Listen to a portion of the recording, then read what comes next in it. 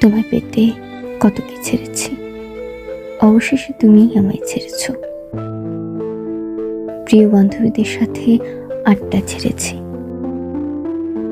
তুমি বলেছিলে ওদের সাথে মিশবে না, আমি ওদেরকে এড়িয়ে চলেছি। ওরা আমাকে প্রায়ই বলতো, এমন একঘেয়ে হয়ে চলছিস কেন ইদানি? আমি চুপ থেকেছি।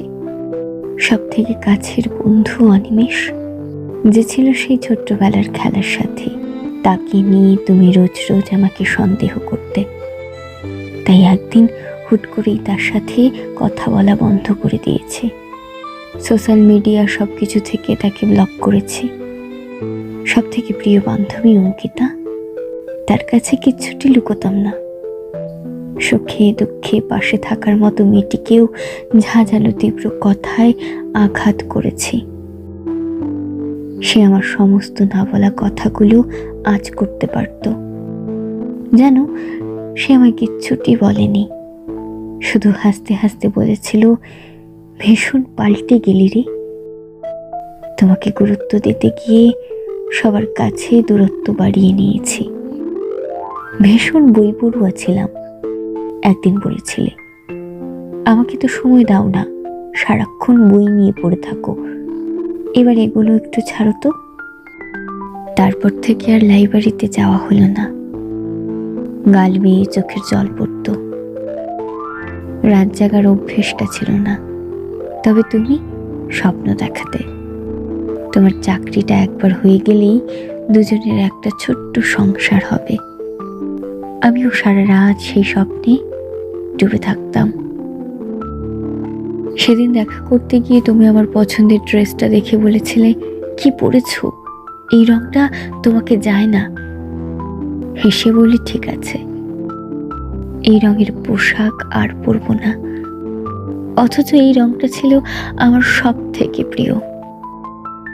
তোমাকে পাবার ছুতোয় সব প্রিয় জিনিসকেই অপ্রিয় করে নিজের কাছ থেকে দূরে ঠেলে দিই। ভীষণ আনরোমান্টিক আর লাজুক ছিলাম বলে কত কি বলতে। 5 বছরের সম্পর্কে কখনো ঠোঁটে ঠোঁট রেখে চুমু খাওয়া হয়নি, তবে হাত ধরে হেঁটেছি অনেকবার। হাঁটতে হাঁটতে বলতে আমার আনরোমান্টিক প্রেমিকা। প্রতিবার ইন্টারভিউ দেওয়ার পর তোমার মুখটা গম্ভীর হয়ে থাকতো বলে রোজ রোজ ঈশ্বরের কাছে প্রার্থনা করতাম, এবার যেন চাকরিটা পেয়ে যাও। এই নিয়ে অনেকগুলো বিয়ে ভাঙা হলো। রোজ রোজ মা বাবার সাথে অশান্তি আর পারছিলাম না। একদিন হঠাৎ ফোন এলো, তোমার চাকরি হয়েছে। খুশিতে 2 চোখে জল গড়াচ্ছিল। এবার বোধহয় আমাদের অপেক্ষার দিন শেষ হলো, দুজন এক হতে পারবো। আজ অনিমেষের ব্লগটা খুলে বললাম, জানিস ওর চাকরি হয়েছে।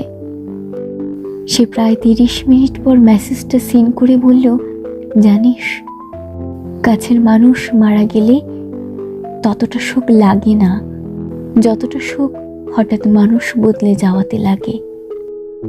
অঙ্কিতার সাথে আজকাল যোগাযোগই হয় না। কয়েকদিন পর তুমিও ইগনোর করতে লাগলে। আমি বিয়ে করার কথা বললে এড়িয়ে যেতে। হুট করে একদিন বলেই দিলে, আমার বয়স বেড়ে গেছে, তোমার সাথে আমার যায় না। এই বলে আমার নম্বরটা ব্লক করে দিলে। সত্যি তোমার অপেক্ষা করতে করতে কখন যে বয়স 20 থেকে 24-এ পৌঁছালো ধরতেই পারিনি। তোমাকে না পাওয়ার আর্তনাদ আমি কাউকে শোনাতে পারিনি। টুম করে আন্নোন নম্বর থেকে একটা মেসেজ এলো। লেখা আছে, অফিসের পাশের ডেস্কের আরোহী নামের মেয়েটাকে আমার বেশ ভালো লাগে। সে সব দিক থেকেই পারফেক্ট। সরি অবন্তী।